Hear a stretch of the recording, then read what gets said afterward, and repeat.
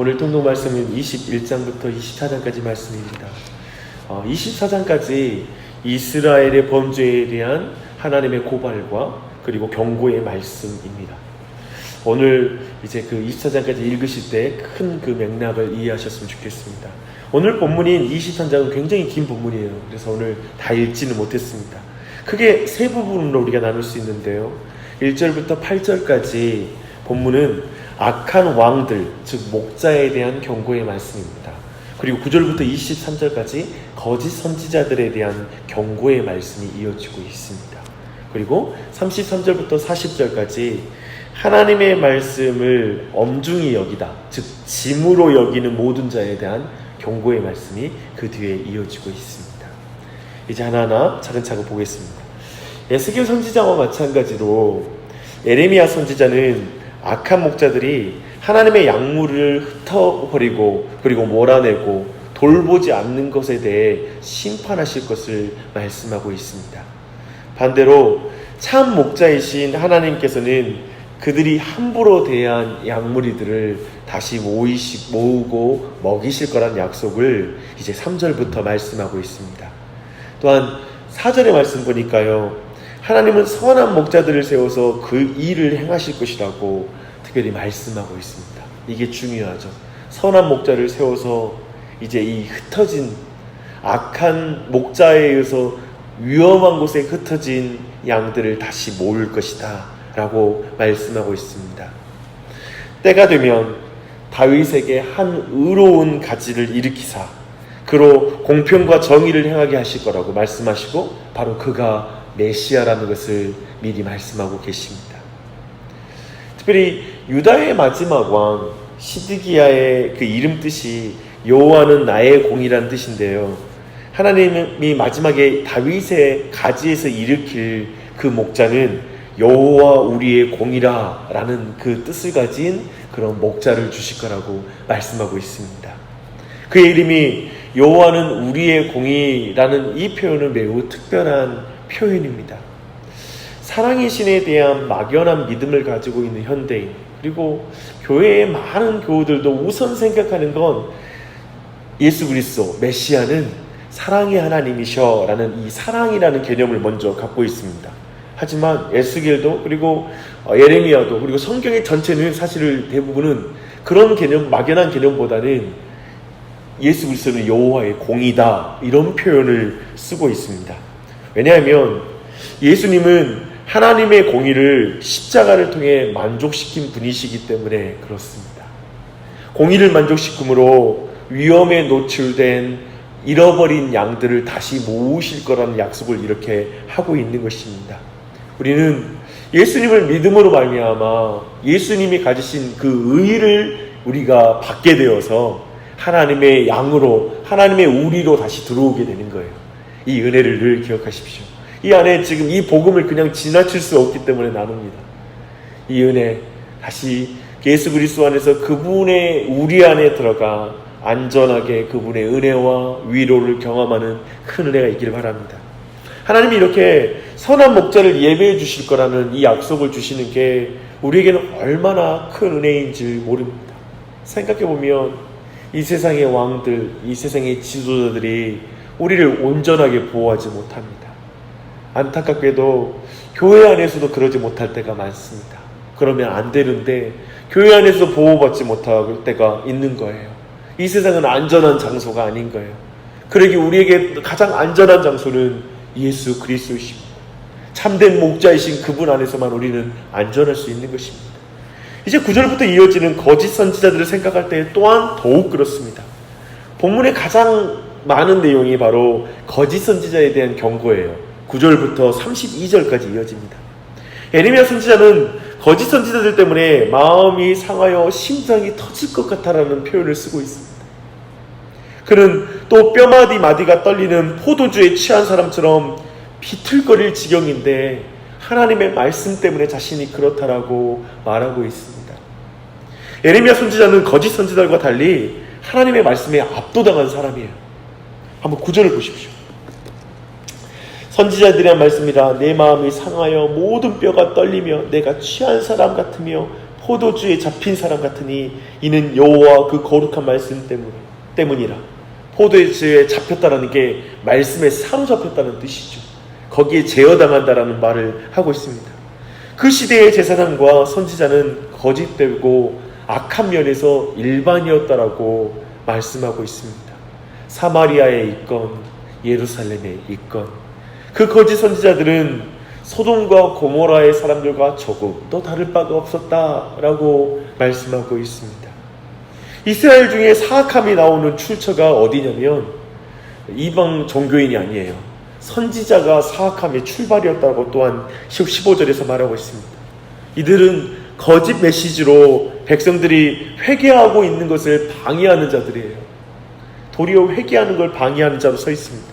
그들의 가르침은 헛된 것이고 그들이 말한 묵시는 자기 마음대로 말한 것이며 하나님의 말씀이 아닌 거예요. 하나님 말씀 전하는 게 아니라 앞에서 그저 자기 하고 싶은 말을 계속 하는 거예요. 그들은 하나님을 멸시하는 자들에게도 하나님의 이름으로 평안을 전하는 자였어요. 메시지 듣는 사람들 마음 부담스럽게 만들면 안 돼. 가능한 대로 주일날 와서 평안한 마음 갖고 돌아가는 게 맞지.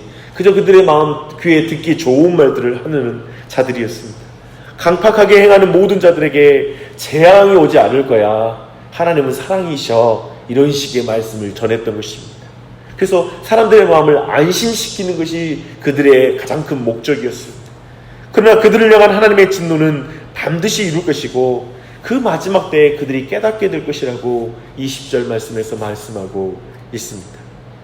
그들은 그래서 하나님께서 보낸 자들이 아니에요. 21절에 나오죠. 하나님의 뜻을 깨닫지도 못하는 자들이었습니다. 하나님은 가깝든 멀든 언제나 어디나 충만히 임재하셔서 그들의 마음과 행위를 늘 꿰뚫고 계신다라고 23절, 24절에서 또한 말씀하고 있습니다. 하나님께서는 거짓 선지자들이 거짓말을 지어내어 자기가 꿈을 꿨다고 신비로워 보이게 하는 말을 할 거라고 말하고 있어요. 결국 이런 말들로 백성들의 마음을 흐리게 하여 하나님을 잊어버리게 만드는 거예요. 하나님의 말씀은 그들이 말하는 것처럼 꿈을 꿨다는 식으로 전해지는 것은 옳지 않아요.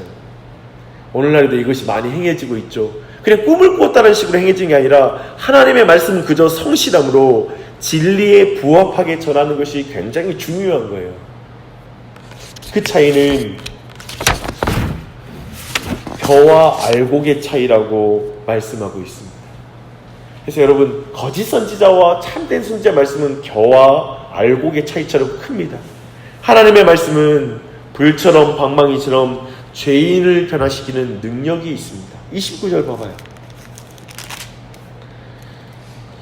여호와의 말씀이니라 내 말이 불같지 아니하냐 바위를 쳐서 부스러뜨리는 방망이 같지 아니하냐 여호와의 말씀이라 그러므로 보라 서로 내 말을 도둑질하는 선지자들을 내가 치리다 라고 이렇게 말씀하십니다. 그렇게 거짓과 헛된 자만으로 백성을 미혹하는 자들을 하나님은 반드시 치실 것입니다.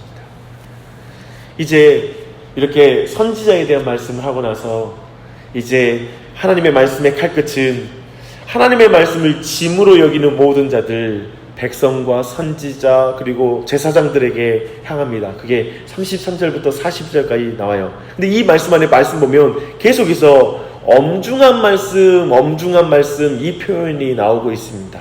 이 말은 뭐냐면 짐이라는 뜻이에요.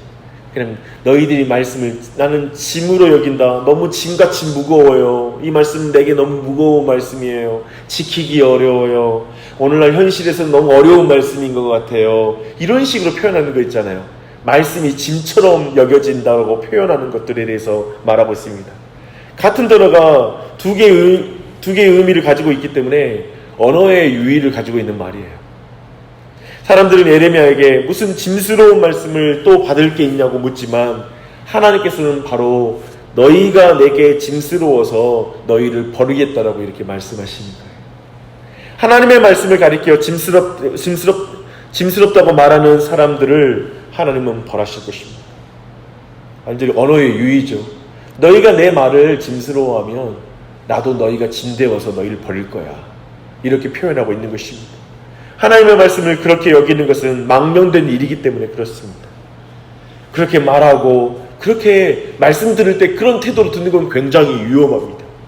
하나님의 말씀을 그렇게 여긴 자들에게 하나님께서는 영원한 수치와 치욕을 안겨주실 것이라고 39절과 40절에서 말씀하고 이 내용이 마무리가 됩니다. 이제 말씀을 잠시 돌아보고 기도 제목을 발견했으면 좋겠습니다. 목자인 왕들은 양들을 내어버렸고 거짓 선지자들은 거짓으로 백성을 미혹하게 하여 하나님께 돌이킬 수 없게 만들었습니다. 거의 모든 자들이 에레미야 선지자를 통해서 들리는 하나님의 말씀을 짐스럽게 여기는 상황, 이게 지금 이스라엘 백성에게 있는 상황이었습니다. 오늘 우리 시대를 보고 있는 것 같지 않습니까? 오늘날 시대도 이 일이 동일하게 반복되고 있다고 생각되지 않으십니까? 자기 인기에만 급급한 거짓된 정치 지도자들이 이 땅에 얼마나 많습니까?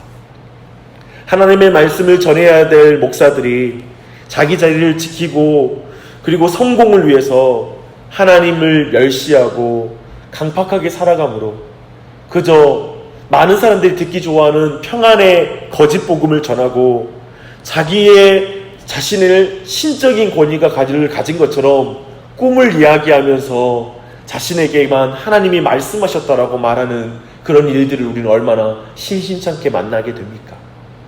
그리고 예수님을 믿는다고 하고 교회를 출입하는 수많은 사람들이 불과 같고 방망이와 같은 참된 하나님의 말씀을 들으며 난 부담스럽다, 짐스럽다, 이 말씀 내게 너무 부담스러운 말씀이야 라는 식으로 은혜의 복음 앞에 비껴나가는 걸 얼마나 자주 보게 됩니까? 그래서 우리에게는 정말 참 목자이신 예수님이 필요합니다. 불의한 왕들에 의해 내몰린 양들을 위해 하나님의 공의를 만족시킨 왕이신 예수님이 우리에게 너무나 필요합니다. 세상의 왕들은 자신들이 난처해지는 것을 피하기 위해서 양들을 공경에 처하게 만들 때가 있고 자기가 그 책임을 벗어나기 위해서 다른 사람을 더 힘들게 만들 일들이 참 많은 걸 우리는 봐요. 이 세상의 왕들이라는 게 우리를 온전히 보호하지 못합니다. 이 세상의 권위라는 것이 우리를 온전히 지켜주지 못하는 걸 우리는 경험하며 상처를 받을 때가 있습니다. 그런데 예수님은 그렇게 상처받은 자를 위하여 자신이 모든 죄에 대한 하나님의 공의를 만족시킴으로 우리를 다시 양의 우리로 인도하시는 주님이신 줄 믿습니다. 예수님이 우리에게 너무나 필요합니다. 참 목자가 우리에게 필요한 것입니다. 오늘도 예수님을 의지하는 한 날이 되시기를 축원합니다. 또한 거짓 메시지에 미혹된 백성들이 하나님께 돌아갈 수 있는 유일한 방법, 또 그것은 결정적이고 궁극적인 참 선지자이신 예수님을 믿는 것입니다. 그분의 말씀만 의지해야 됩니다. 다른 말 듣지 마십시오. 다른 말들에 우리가 현혹되어서는 안 됩니다. 오직 예수님의 말씀 붙잡고, 예수님은 참으로 말씀이 육신이 되어 우리에게 오신 참된 선지자가 아니십니까? 그 선지자를 붙잡으십시오. 그분의 말로 우리 자신을 규정하고 그분의 말로 자신의 정체성을 삼으십시오. 우리는 오늘도 예수님께 배우지 않으면 미혹될 것입니다. 참된 선지자신 예수님을 붙잡지 않으면 오늘도 우리는 다른 길로 가게 될 것입니다. 말씀을 짐으로 여기는 이 시대에 말씀을 부담스러워하는 우리의 짐을 지신 우리 구주 예수님을 오늘도 의지하십시오. 그분 외에는 소망이 없습니다. 우리 인생이 얼마나 무겁습니까? 내가 내 힘으로 내 인생을 지르면 모든 게 짐이죠. 내 힘으로 말씀 지키려면 말씀도 짐이 돼요. 그러나 우리를 위해서 모든 짐을 지신 예수 그리스도를 의지하면 우리에게 허락한 짐을 질만 할 것입니다. 질 능력이 부어질 줄 믿습니다. 오늘도 그 예수님 의지하는 한 날 되시기를 바랍니다. 그러니 사랑하는 여러분, 말씀을 짐으로 여기지 마십시오. 그 말씀이 짐으로 다가올 때 은혜로 여기고 그 말씀에서 피하지 않는 은혜가 있길 바랍니다. 그 말씀이 짐이 아니라 불과 방망이가 되어 나와 나의 정욕을 태우고 방망이가 되어 나의 강팍함을 깨뜨려 주시기를 간구하는 은혜가 이 한날에도 여러분에게 넘치기를 바랍니다. 그 은혜가 여러분의 가정에 넘치기를 바라고요. 그 은혜가 온 교회에 넘치기를 간구하는 아침이 되시길 바랍니다. 기도하겠습니다.